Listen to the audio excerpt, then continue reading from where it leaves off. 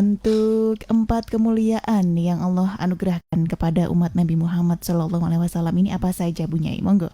Assalamualaikum warahmatullahi wabarakatuh. Bismillah, alhamdulillah. Alhamdulillah ya ala tarakimun ni'am. Alladhi ba'atha fina rasulahul a'zam. Wa ja'ala ummatahu wasatan khairal umam. Hatta yakunu yawmal qiyamati syuhada'a ala sa'il umam. Assalatu wassalamu ala sayyidina wa habibina wa syafi'ina wa qurrati a'yunina wa maulana Muhammadin sallallahu alaihi wasallam wa ala alihi wa ashabihi ajma'in, amma ba'du.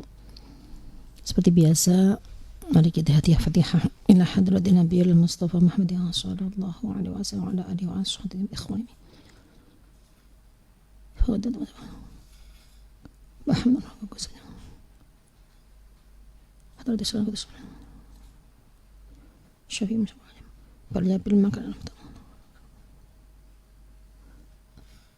لهم الفاتحة. أعوذ بالله من الشيطان الرجيم. بسم الله الرحمن الرحيم. الحمد لله رب العالمين الرحمن الرحيم مالك يوم الدين. إياك نعبد وإياك نستعين. اهدنا الصراط المستقيم صراط الذين أنعمت عليهم غير المغضوب عليهم ولا الضالين. Rabbi ghfirli wa liwalidayya wa lil mu'minina amin. Para pendengar setia Pas FM serta para ibu-ibu termasuk anggota jamiah pengasuh pondok pesantren, para ibu nyai dan segenap para teman mubalighah yang dicintai Allah. Syukur alhamdulillah, kesempatan pagi hari ini Allah senantiasa melimpahkan rahmatnya kepada kita semua.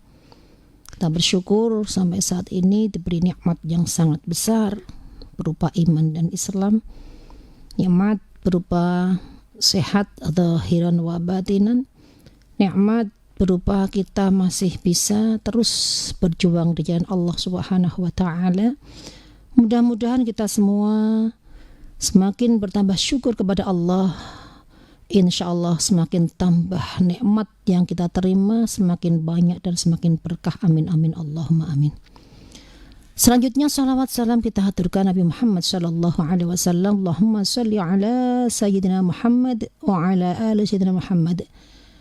Semoga kanthi usan salawat menika insyaallah kita sedaya, kita semua akan senantiasa mendapatkan syafaat beliau, bukan hanya menunggu sampai hari kiamat, mulai sekarang pun insyaallah selalu kita terima syafaat dari Nabi Muhammad sallallahu alaihi wasallam, sehingga untuk aktivitas apapun yang kita lakukan jangan tinggalkan baca sholawat kepada Nabi Muhammad sallallahu alaihi wasallam. Insyaallah dengan baca sholawat rahmat dari langit akan turun, berkahnya akan kita terima. Amin Allahumma amin.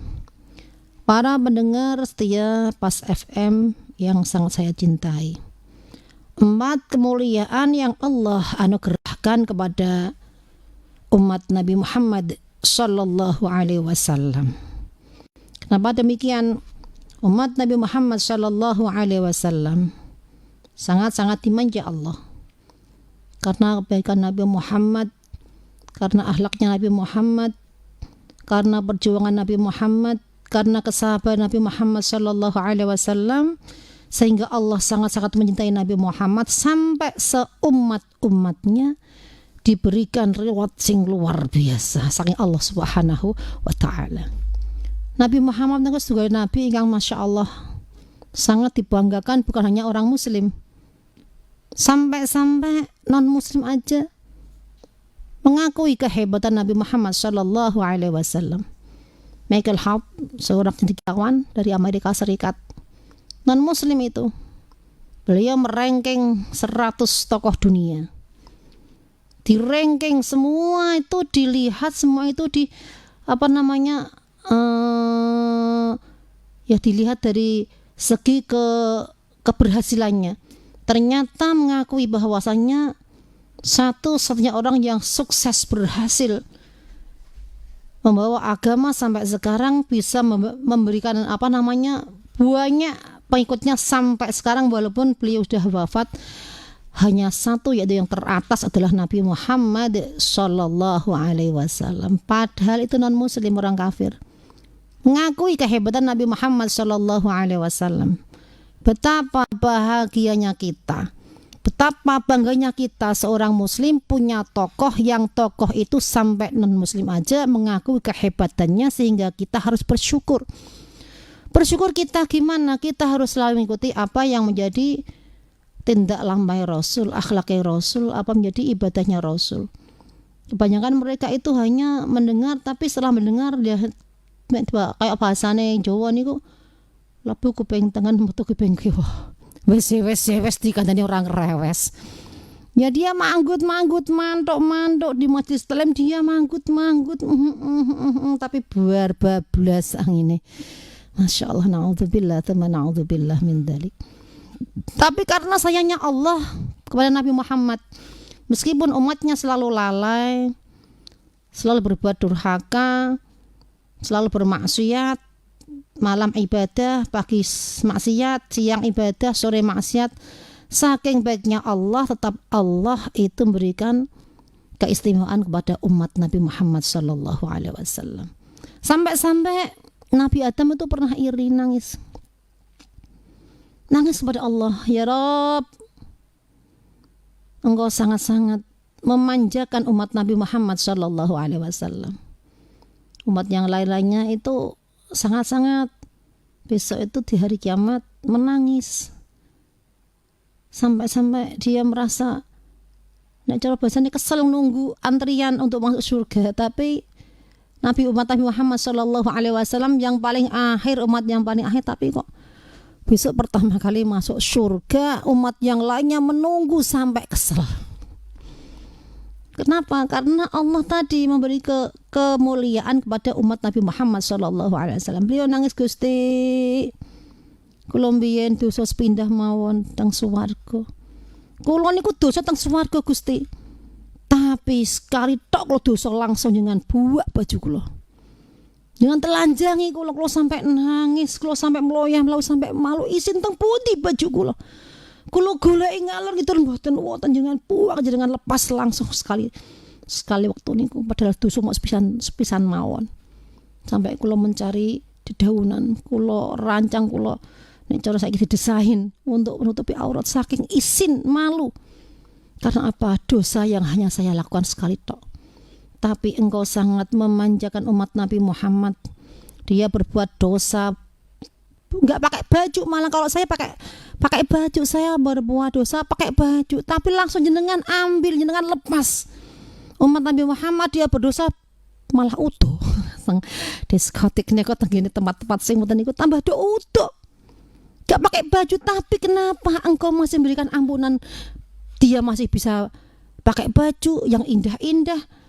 Kalau dia bertobat, justru bisa naik surga dengan baju yang lebih indah lagi. Masya Allah, begitu Engkau sangat-sangat memanjakan umat Nabi Muhammad sallallahu alaihi wasallam. Saking cintanya Allah kepada Nabi Muhammad, umatnya iso entuk kenikmatan saking Allah subhanahu wa ta'ala.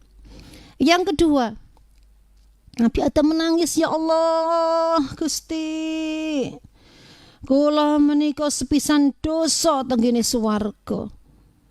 Jenengan buak pisah kalih bojo kula. Kula nangis 100 tahun, kula sujud paribasane sampai keluar air mata darah. Kula naik gunung, turun gunung. Kula nglewati tempat-tempat yang sangat-sangat mengerikan. Kula nangis golek bojo kula. Mencari istriku, saya nangis sampai sekian lama. Wong saiki nggih wis ora mungkin ya putus asa, tapi wong Nabi beliau tetap berharap mendapat ampunan dari Allah Subhanahu wa taala. Nangis sampai ke Arafah. Saya menangis minta ampunan sampai keluar darah air mata. Boten panjenengan ampuni, namung panjenengan kersa ngampuni dosa-dosa kula ngantos sampai ke Arafah. Ngantos sampai teng Arafah Mekah nembe jenengan ampuni. Tapi umat Nabi Muhammad jenengan manja. Mboten usah melayu teng Mekah, mboten usah melayu teng Arafah. Sekali berbuat dosa dia nangis minta ampunan, langsung jenengan ampuni, langsung jenengan paringi maghfirah. Makanya kalau kita berbuat dosa, jangan menyepelekan dosa cilik wae. Wah, misalkan katalah dosa cilik iku. Kalau dosa kecil kita sepelekan, kita anggap remeh. Kalau dosa kecil itu diremehkan, nanti kalau kumpul akhirnya menjadi dosa besar. Dosa sebesar apapun, seberat apapun, segede apapun, tapi kalau kita mau bertobat, kita mau istighfar, kita mohon ampunan, mohon maaf, insya Allah walaupun dosa besar bisa menjadi kecil, bisa terkikis habis dengan taubat kita, dengan permohonan ampunan kita pada Allah Subhanahu wa Ta'ala. Maka kembali lagi, jangan sampai meremehkan alah dosa cilik, jangan seperti itu. Walaupun itu dosa besar ataupun kecil, segera kita mohon ampunan, karena Allah tidak menunggu ampunan permohonan maaf kita semua ke tanah suci Mekah, ke Arafah, tapi dimanapun tempat selagi kita umat Nabi Muhammad Shallallahu Alaihi Wasallam, Allah akan berikan ampunan di mana saja kamu minta ampun, mohon ampunan kepada Allah Subhanahu wa Ta'ala. Nah, ini bagaimana ini Bu Nyai ketika suami sudah meninggal, nanti di akhiratnya bisa ketemu lagi atau tidak ini Bu Nyai? Ya, saya jawab. Alhamdulillah, pertanyaan yang bagus. Begini Bu Pangati, Bu Hajah Pangati, kalau suami udah meninggal dunia, otomatis itu sudah furqah. Tapi pegat pati ngoten. Ada yang pisah tapi dalam keadaan masih sama-sama hidup. Kalau itu pegat pati di cara Jawa. Ngeten. Kalau kita sebagai umat Islam, bila kita seagama, seiman, seagama, dan ibadahnya juga kita sama, insya Allah kita nanti mendapat surga juga sama. Jadi kalau kita seiman, seagama, ibadahnya sama, surganya juga sama. Nah, panjenengan apabila punya suami dan meninggal dunia, dan suami panjenengan juga beriman, agamanya Islam, ibadahnya sama, tekunnya sama, otomatis kelak juga surganya sama. Kalau surganya sama, kita akan berjumpa. Apalagi suami, walaupun panjenengan sudah nikah lagi, tetap bisa ketemu lawang kita kan, yang bukan suami istri, kita orang lain, tapi kita seiman, seagama, ibadah sama, itu bisa kumpul, kelak bisa bertemu, berjumpa. Apabila ada temannya yang belum kumpul, protes nanti, ya Allah Gusti, ya Rabb, wonten napa? Kalau niku mbiyen nalika ngaji niku gadah kanca kula niku sami sregep ibadah ngajine tekune niku sami, tapi kok mboten ketinggal, kok mboten wonten teng swarga. Itu bisa ditanyakan kok. Jadi teman pun bisa beri syafaat kepada teman yang lainnya. Jadi dia tanya, "Ndi pundi niki rencang kula? Kok mboten ketinggal padahal mbiyen sami-sami kalih kula ngaji terus." Lah, jadi walaupun bukan saudara, bukan suami, bukan istri, kelak di akhirat bisa memberi syafaat kepada temannya. Jadi siapapun yang dulu pernah bersama dan dia seiman, seagama, ibadahnya sama, juga surganya sama, dan akan berjumpa bersama-sama di surga. Karena apa? Surga itu sudah lain, bukan kayak di dunia. Kan bayangannya dunia ketemu bojone di rumah, besok itu udah tidak ada lagi ibadah, tidak ada lagi yang namanya bekerja, tidak ada lagi yang namanya wis pokoknya mun swarga wis nikmat, hanya nikmat saja. Makanya di dunia itu usahakan maksimal waktu untuk akhiratnya. Karena apa? Akhirat kan selama-lamanya, tidak akan ada urusan lagi dunia. Makanya mereka akan sangat menangis, meraung-raung, kecewa, gelo. Karena apa? Karena dia nggak tahu ternyata kayak begini nih akhirat. Seandainya aku tahu, aku tidak akan berbuat durjana, tidak akan menyepelekan, tidak akan berpangku tangan, akan berusaha maksimal menumpuk sebanyak-banyaknya, bukan harta tapi menumpuk sebanyak-banyaknya saku untuk kelak di akhir, tabungan untuk diatur ke Allah Subhanahu wa Ta'ala. Kalau dia yang paham. Jadi insya Allah sesama umat muslim, ibadahnya sama, imannya sama, surganya sama, insya Allah bisa ketemu Bu. Ngaten je, jangan khawatir. Iya, seperti itu Ibu Hajah Pangati ya. Terima kasih, dan kita masih menunggu untuk Anda yang ingin bergabung Mitra Pas ya. Sembari menunggu, kita lanjutkan lagi Bu Nyai untuk materi kita. Monggo. Ya. Yang tadi sudah saya bahas, satu, Nabi Adam iri dengan umat Nabi Muhammad SAW karena begitu Allah memberikan kenikmatan, memanjakan umat Nabi Muhammad SAW. Yang pertama, sekali berdosa beliau langsung telanjang, tapi umat Nabi Muhammad berdosa justru mah telanjang tapi masih bisa dikasih baju oleh Allah Subhanahu wa Ta'ala. Yang kedua, umat Nabi Muhammad SAW dapat keistimewaan luar biasa. Dulu Nabi Adam nangis, berdosa sekali, minta ampun nggak diampuni, tapi sekarang umat Nabi Muhammad berdosa dan berdosa bahkan sekarang buat kerusakan di dunia. Zaharal fasadu fil barri wal bahri ma kasabat aydin nas. Rusak dunya loh. Wonten banjir bandang niku asline salahe manusa. Kenapa kok demikian? Dulu yang di tempat saya Margios itu jarang sekali ada banjir. Saestu leres. Jarang banget, tapi kenapa sekarang kok banjir? Lenggon pesantren kok sampai kayak gitu? Itu bukan salah kita, salahnya orang-orang yang berbuat salah. Tangannya niki ngerusak, datang sedoyo tanaman-tanaman. Terus napa menika tanaman-tanaman yang ditanam supaya bisa meresap air, tapi ternyata gundul sekarang. Banyak yang digundul sehingga air nggak bisa meresap, nggak bisa menyimpan air. Yo melayu neng desa, sing kena dampak orang-orang desa. Jadi walaupun kita nggak berbuat dosa, tapi ada orang yang berbuat dosa tetap semuanya akan kena. Tapi Allah masih beri kesempatan, nek kamu tobat tetap akan saya ampuni. Dan yang dulu kamu di surga Nabi Adam berdosa dibuang ke dunia, tapi kamu insya Allah yang ketiga kamu berdosa berbuat maksiat mungkarat di dunia, tapi kelak bisa naik ke surga. Yang Nabi Adam di surga berdosa langsung dibuang di dunia, kita yang berbuat dosa maksiat di dunia insya Allah bisa naik ke surga. Itulah hebatnya umat Nabi Muhammad Sallallahu Alaihi Wasallam. Yang keempat yaitu Nabi Adam nangis, ya Allah, kula menika dosa sepisan tok til tengah angin tengah jero swarga. Jangan pisah kala istri kula, tapi samangke ya Allah umat berbuat dosa siang malam nggak pernah selesai, tapi malam masih bisa ketemu istrinya, masih kita bisa bersendau guru, masih bisa berbahagia, masih bisa senang-senang. Dulu saya ketika berdosa langsung pisah dengan istri tercinta sampai 100 tahun. Bisa ketemu setelah engkau ampuni aku dan aku bisa berjumpa di Jabal Rahmah. Maka biasanya kalau mereka yang pergi haji, pergi umroh, yang berdua biasanya naik ke Jabal Rahmah supaya bisa ketemu terus dengan suami istri sampai di surganya. Begitu seperti Nabi Adam alaihi salam.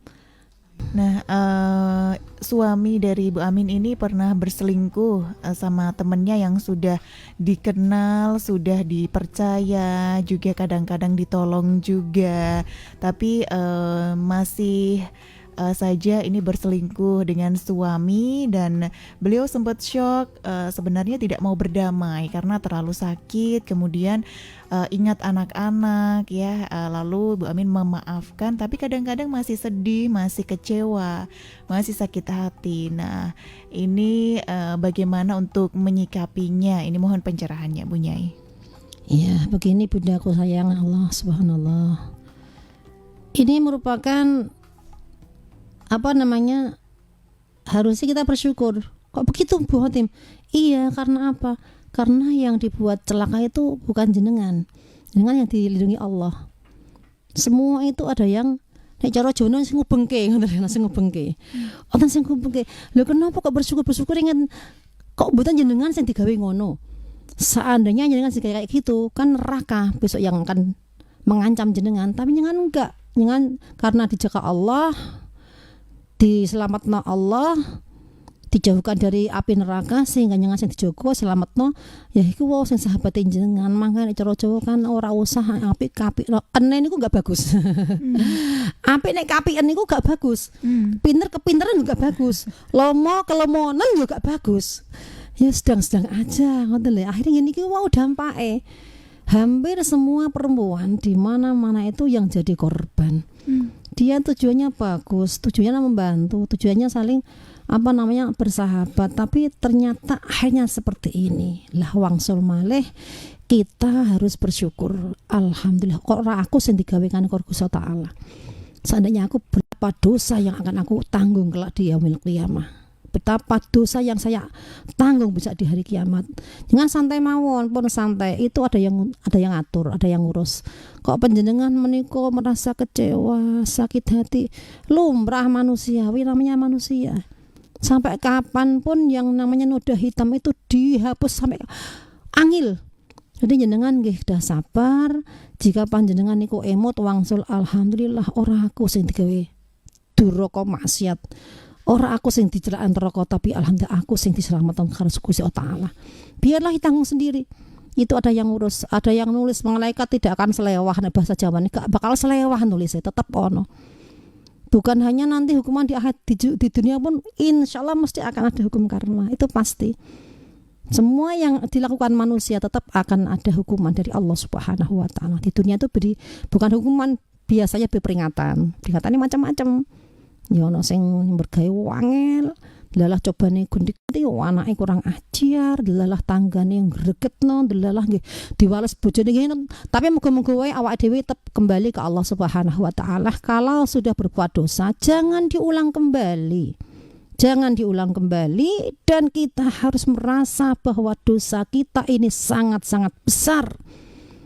Wala taqrabuz zina, Masya Allah, sampai Allah ngendika ojo cerak zina. Ini loh HP yang menjadikan kita itu hancur, ini HP. Kalau orang itu ingat Allah, bisa memanfaatkan HP sebaik-baiknya.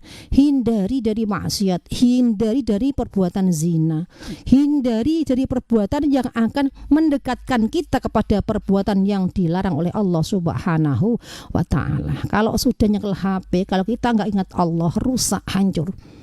Saya itu Mbak Samangkon itu gak peduli wong ayu, wong elek, wong pinter, wong goblok lho nggih. Niki HP niki ora iman kuat, rusak. Lah wong orang alim nggih padha mawon, kok setare yo ngalim, kok orang pinter setare yo pinter, kok orang goblok setare yo goblok. Tinggal iman kita, tinggal rasa takwa kita kepada Allah. Takutlah kepada Allah. Wattaquni ya ulil albab. Nek jenengan gelem wedi ning Gusti Allah, gelem mikir-mikir, aku iki ning donya bersyukur diwehi urip Gusti Allah Ta'ala sehat waras. Nek diparingi sehat waras dienggo maksiat dienggo duraka, nek Allah ngasih peringatan, diperingatno gara-gara ndelala sikile. Nah, lempoh. Lo baru rasa, mungkin dia baru merasa, oh, mungkin ini dosa saya yang selama ini. Tak kelompokno sampai akhir sapur, akhirnya Allah ngasih peringatan. Kadang-kadang ada yang dikasih peringatan, yus delalah, oh car kacir usahane hancur semuanya. Itu diperingatno. Kowe gak tak wai adab, tak peringatno sih. Nek kowe kamu mau bertobat, tak ampuni. Tapi enggak, ya semakin hancur kamu, bukan hanya dulu sampai akhirat. Biasanya ujian dunia itu peringatan. Mungkin dia bisa koreksi, introspeksi diri, mungkin dia bisa muhasabah, oh mungkin aku biyen tahu ngene dosaku sing koyo ngene, mungkin Allah iki aku diingatkan supaya aku kembali ke jalan Allah. Kalau aku kembali ke jalan Allah berarti aku selamat di akhirat dunia, walaupun saya diuji seperti ini, mungkin ini hanya dunia. Tapi kalau aku mengingat akhirat, tak terima karena dosa-dosa yang sudah aku lakukan, mungkin inilah ujian saya untuk meraih surganya Allah Subhanahu wa Ta'ala. Jenengan Bunda sabar mawon, jenengan niku surgane insyaallah VIP luar biasa. Saya itu aman kuatir. Jenengan bayangan dunia nopo sih? Dunia niku nopo? Dunia gak ono sepucuk kukune akhirat. Bayangan dunia iku nek akhirat gak ono apa-apane. Kan pikire wong nek akhirat sok ben ngene kaya dunia, enggak lah, wis sudah ada sudah tidak ada lagi urusan dunia. Jadi yang urusan dunia seperti ini enggak ada semua, berubah menjadi nikmat, hanya kenikmatan. Nah jenengan sakit hati seperti ini, jenengan rasakno, jenengan napa menika tambah semakin dekat dengan Allah Subhanahu wa Ta'ala, jangan nangis dengan Allah mawon, nangis dengan Allah. Ini curhat tidak apa-apa boleh, tapi saya ingatkan jangan nangis dengan Allah, nangis dengan Allah. Nangis dengan Allah mungkin sing diparingi nikmat jenengan, bukan orang-orang yang berbuat jahat, tapi jenengan yang akan menerima kenikmatan dari Allah Subhanahu wa Ta'ala. Bukan hanya nikmat di dunia, tapi insya Allah kelak sampai di akhirat nikmat itu berupa macam-macam. Mungkin anak penjenengan yang akan sukses, yang akan bahagia. Ayo Bu, tidak bareng-bareng umrah Bu, ayo bareng-bareng haji Bu. Lah niki mungkin karena apa? Sakit hati panjenengan pasti akan diganti Allah dengan kebahagiaan. Yakin Bunda. Ngaten. Assalamualaikum, selamat pagi Ruang Muslimah. Halo, Assalamualaikum. Waalaikumsalam. Wabarakatuh. Iya, Selamat monggo pagi juga dengan untuk Bu Ustazah. Ya. dengan Ibu siapa Ibu? Saya Bu Endang, Ibu seperti Endang. biasa. Iya, monggo Ibu Endang. Ya. Ini Ustazah, saya mau tanya. Monggo. Waktu saya tinggal di komplek kontrakan, kan banyak sama yang Muslim, non-Muslim gitu ya. Terus waktu itu saya diomongin begini, ini Bu Endang nih harus diselamatkan. Waktu itu yang ngomong itu teman saya yang non Muslim. Terus saya bilang begini, loh, saya itu udah selamat karena agama saya itu Islam. Islam itu artinya selamat. Ya, betul sekali. Betul. Nah terus saya ngomong begini, ini saja, kita ini saling menghormati. Agamamu ya agamamu, agamaku ya agamaku. Saya bilang begitu. Jadi kita tidak usah istilahnya intervensi agama kita masing-masing. Saya ngomong begitu. Terus yang saya tanyakan itu begini, Bu, saya kan tinggal di lingkungan teman-teman saya yang banyak non-Muslim itu ya. Ya. Apakah ibadah saya itu istilahnya tuh kalau air tuh kalau ada warna merah, putih, hijau gitu kan, ada kecampuran atau gimana, apakah itu ada dosa atau gimana, seperti itu. Terus satu lagi, saya diginikan, orang Islam itu kan agama keturunan. Terus saya ngomong begini, loh, justru saya bangga, karena kebetulan mbah buyut saya itu penyebar agama. Jadi saya itu bangga dengan keturunan yang diturunkan oleh mbah buyut saya kepada saya. Mau keturunan kayak atau enggak keturunan kayak, itu kan enggak masalah. Memang masalah untuk Anda, saya mau begitu. Jadi ya kita tuh kalau misalnya saya nggak keturunan, saya harus belajar lagi membandingkan agama A, agama B, agama C, kan repot. Tapi kalau saya udah diarahkan, ini loh yang benar, ini loh yang seperti ini loh caranya begini, kan saya bisa artinya tuh mengambil sikap bahwa ini yang harus saya yakini. Saya ngomong begitu. Mohon maaf, saya ngomong itu dengan sangat hormat. Jadi saya jangan sampai Anda mengatakan agama A itu jelek, agama B itu jelek. Mari kita menjadi umat Islam atau umat agama kita masing-masing yang baik, saya ngomong begitu. Nah, itu dulu Bu saja. Apakah sikap saya itu betul atau tidak? Mohon penjelasan. Terima kasih. Assalamualaikum warahmatullahi wabarakatuh. Waalaikumsalam warahmatullahi wabarakatuh. Oke, sudah ada yang gabung tadi. Sebelum ada Bu Endang, ini juga ada Mbak Ningrum yang bertanya terkait dengan kafir. Apakah yang dimaksud dengan kafir ini orang yang tidak beragama Islam? Kemudian apakah orang yang beragama tetapi berbuat dolim atau yang selalu bermaksiat ini? Monggo.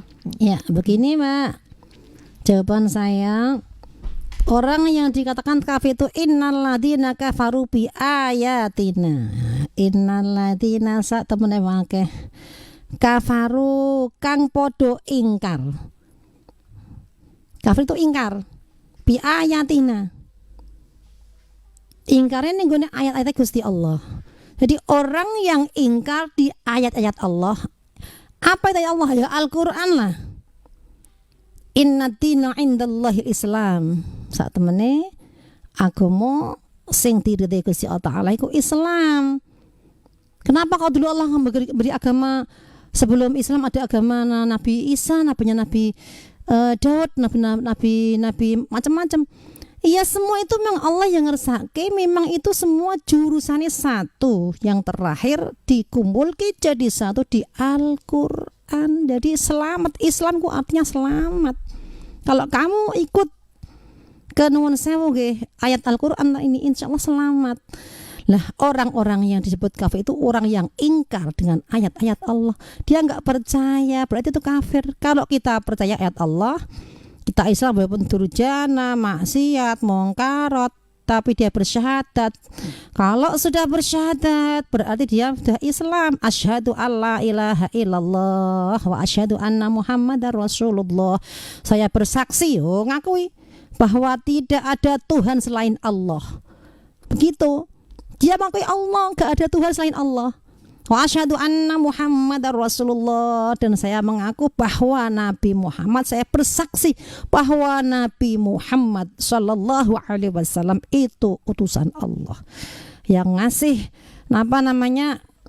sertifikat Nabi. Utusan ada Allah Subhanahu wa ta'ala. Kalau orang sudah bersaksi Allah Tuhanku dan Muhammad Nabiku, berarti dia orang Islam, orang iman, bukan orang kafir. Walaupun dia berdosa maksiat mungkarat, tetap dia Islam dan akan dimasukkan surga. Tinggal nanti kita lihat surganya apa, kelas apa, begitu loh. Yang namanya rumah sakit ada kelas-kelas, apalagi surga. Hotel juga kelas-kelas, apalagi surga. Jadi surga itu nanti kelas-kelas. Ngoten lho nggih, hadise sing jahat elek maksiat mungkat ya ning swarga, tapi swargane ya mungkin jenengan bakal nggih-nggih kowe biyen koyo ngono, aku saiki swargaku VIP dada gitu. Tapi berbuat baiklah, walaupun yang selain berbuat jahat, mun sepenting kita berbuat baik, kita akan menemukan kebaikan kita kelak di yaumil qiyamah. Kemudian tadi ada Ibu Endang nih, dengan mayoritas atau banyak agama di masyarakat Bu Endang ini. Nah, untuk ibadahnya sendiri seperti apa? Apakah bisa diterima ini Bu Nyai? Oh begitu. Iya. Bu Endang, dimanapun tempat penjenengan tegene nggon sing elek, nggon sing kotor, nggon jahat, tetap dengan ibadah diterima. Yang namanya ibadah di mana tempat itu Allah tahu, Allah ngerti. Justru dengan kuat iman di sekitar panjenengan, kiri kanan niki orang-orang yang berbuat zalim, yang ingkar kepada Allah Subhanahu wa ta'ala, tapi yang kokoh kuat, berarti orang yang hebat. Mungkin itu jalan naik surga panjangan mungkin yang tingkat VIP ini dihadapkan dengan berbagai macam ujian yang besar, yang berat, sehingga insya Allah dengan ibadahnya justru lebih besar napa menika pahalanya daripada ibadah wong sing padha. Lah jenengan kan enak awar wong Islam kabeh ibadah kabeh kan ending. Seperti jenengan semua lunga umrah nggih. Mlampah semono waduh mulai dari napa menika tawaf wis semono adoh ping 7 sesai semono. Tapi nek wong akeh gak kerasa. Nek sendirian berat. Makanya wong sing ibadah kok didampingi dengan orang yang jahat itu lebih besar pahalanya karena jangan kuat iman daripada orang yang ibadahnya di sekian tempat itu orang-orang yang banyak berbuat kebaikan. Wah nek ngono enak manggon sing nggon elek yo ndak lah, kalau bisa tempat yang paling aman. Tapi Allah ngesake seperti itu mungkin bagian jenengan yang paling berat timbangan amal kelak di akhirat. Lalu kemudian sikapnya Bu Endang ini bagaimana ini punya dengan tadi sudah dikatakan bahwa banyak orang-orang yang kemudian mencoba untuk mengajak Bu Endang ini. Kasarnya ngoten nggih pengen jelasnya. Oke, nah ini sikapnya Bu Endang yang seperti ini sudah baik atau seperti apa ini Bu Nyai? Ya begini Bu Endang, Islam kan rahmatan lil alamin. Kanjeng Nabi ketika mengajak orang-orang kafir tuh memang nggak pernah dengan kekerasan. Dan jenengan mah dijak kon elek. Dan jenengan santuy mawon. Lho kok wani ngejak aku? Pokoknya nanggung aku, bakal nanggung uripku dunia sampai akhirat. Hanya seperti itu, nggih monggo boleh-boleh aja, tapi sing lebih enak ki jenengan santuy mawon, tenang dengan kepala dingin. Kok ngajak kok wani ngajak aku. Iku wong sapa ndak ngoten nggih. Wong aku wong wis jelas-jelas percaya ning Allah Ta'ala re. Yakin Allah ki pangeranku. Wis dinas ning ngene kitab sing tak percaya sing tak yakini Al-Qur'an iku mang dinas. Inna hudallah inna dina indallahil Islam. Terus kula nggih pancen wis bener laku percaya nang pangeran, jangan macam-macam aja. Aku kepengin ning gone swarga, kepengin nek masuk ben akhirat tok baca ning neraka. Ya jelas ngoten. Niku jelas nek disuruh apa namanya keluar dari Islam berarti kan sudah ngajak ke neraka. Ya jelas mawon. Memang iya nek orang kafir kan jelas niki wau sing disiapno kan neraka. Innal ladzina kafaru bi ayatina saufa nuslihim naro. Niki wong sing kafir ku jelas mbok sing siap ke neraka. Makanya jenengan bersiap-siap untuk menerima surga. Jadi kalau ada orang yang seperti itu ya jelas kemawon, enggak apa-apa. Karena jangan udah benar sedang saya lurus, ya sampaikan semampu panjenengan. Sudah betul, sudah bagus itu. Gak apa-apa, yang penting sampaikan inna dina indallahil Islam. Ini dalam kitabku. Kalau kitab panjenengan terserah monggo. Tenang. Iya, terima kasih Bu Endang. Karena waktu kita terbatas. Iya, Kesimpulannya Bu Nyai. Ya, kesimpulannya monggo kita semua di dunia jangan berbuat durhaka, jangan berbuat dosa, walaupun Allah memuliakan umat-umat Nabi Muhammad Shallallahu Alaihi Wasallam, tapi janganlah kita meremehkan dosa, janganlah meremehkan berbuat maksiat, jangan meremehkan berbuat durjana. Ingatlah, Allah itu maha adil, maha ngerti, maha paham, dan semua perbuatan yang kita lakukan itu semua ada tulisannya, dan malaikat boten sampai mungkin sampai selewah nulisi. Maka hati-hatilah supaya kita semua itu selamat dunia dan selamat akhirat. Oke, terima kasih untuk semua juga yang sudah bergabung, yang sudah berpartisipasi. Terima kasih juga untuk Bu Nyai yang sudah memberikan materi yang luar biasa di pagi hari ini. Assalamualaikum warahmatullahi wabarakatuh. Bu Nyai. Waalaikumsalam warahmatullahi wabarakatuh.